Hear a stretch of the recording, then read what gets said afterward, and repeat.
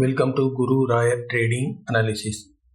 நம்ம லாஸ்ட் 2 வீக்ஸாக FIA and DI buying stocks வந்து 2 பார்ட் ஏற்கனவே பார்த்துருக்கோம். 3வது பார்ட்டு ஃபைனல் பார்ட்டு இப்போ நம்ம பார்க்க போகிறோம். எஃப்ஐஐஸ் வந்து ஒரு பக்கம் செல்லிங் பண்ணிகிட்டே இருக்காங்க அப்படின்னு சொன்னாலும் பையிங்கும் பண்ணிட்டு தான் இருக்காங்க. அவங்க எந்தெந்த ஸ்டாக்லாம் வந்து பை பண்ணுறாங்க, அதில் வந்து அவங்க எவ்வளோலாம் ஸ்டாக்ஸ் இன்க்ரீஸ் பண்ணுறாங்க அப்படிங்கிறத அந்த டீட்டெயில்ஸை இப்போ நம்ம பார்க்க போகிறோம். Stock Rail Vikas Nigam limited RVNL. இது பார்த்தீங்கன்னா Rail Vikas Nigam limited engages in the construction of rail infrastructure projects in India. Construction project, infrastructure projects எல்லாம் எடுத்துக்கிறாங்க. அது இல்லாமல் அவங்க various railway projects including new lines, doubling gauge conversion, railway electrification workshops, bridges, metros projects, construction of cable stayed bridges, இந்த மாதிரியான institutional buildings எல்லாமே பண்ணுறாங்க. It serves Indian Railways, various central and state government ministries, departments, public sector undertakings. The company was established in 2003. It's a New Delhi based India company. இதோட சார்ட்டை பார்த்தா chart பாருங்கள். இது இப்போ தான் வந்து 50-day மூவிங் ஆவரேஜை கட் பண்ணி மேலே வருது. ஸோ நாளைக்கு இந்த லெவலுக்கு மேலேயே வந்து ட்ரேட் ஆனால் இதை நம்ம கன்சிடர் பண்ணலாம். இது வந்து நல்ல ஸ்டாக்கு தான். தென் கில்லெட் இந்தியா லிமிடெட்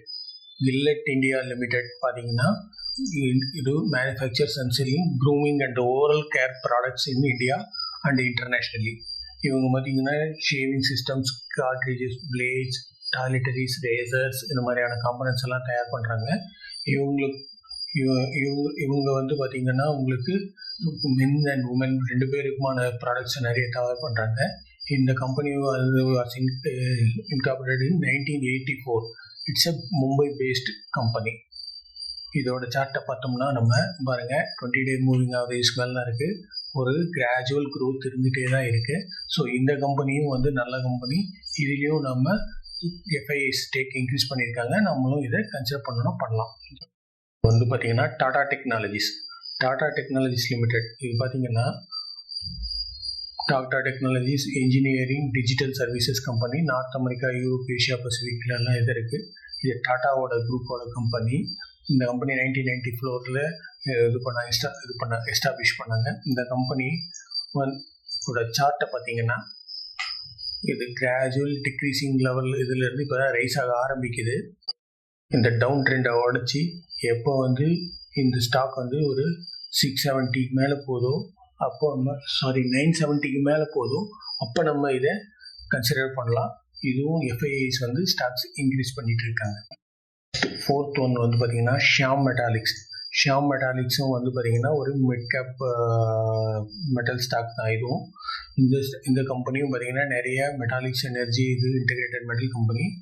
இந்த கம்பெனிலையும் வந்து 2002 இன்கார்பரேட் பண்ணாங்க. Kolkata based company. இதோட சார்ட்டை பாருங்கள். இதோட சார்ட்டும் பார்த்திங்கன்னா உங்களுக்கு 20-day 15-day மூவிங் ஆவரேஜை கட் பண்ணி இப்போ மேலே வர ஆரம்பிக்குது.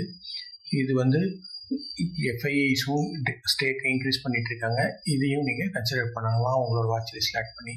தென் finally Shipping Corporation of India, SCI Shipping Corporation of India stock. இந்த ஸ்டாக்கும் பார்த்தீங்கன்னா உங்களுக்கு ஆயில் டேங்கிங், ஷிப்பு பில்டிங்கு, அப்புறம் வந்து கண்டெய்னர் வெசல்ஸு, இந்த கார்கோ வெசல்ஸ் பில்டிங் ஷிப்ஸு, இதெல்லாம் பண்ணக்கூடியவங்க இவங்க இவங்களோடதும் பார்த்திங்கன்னா உங்களுக்கு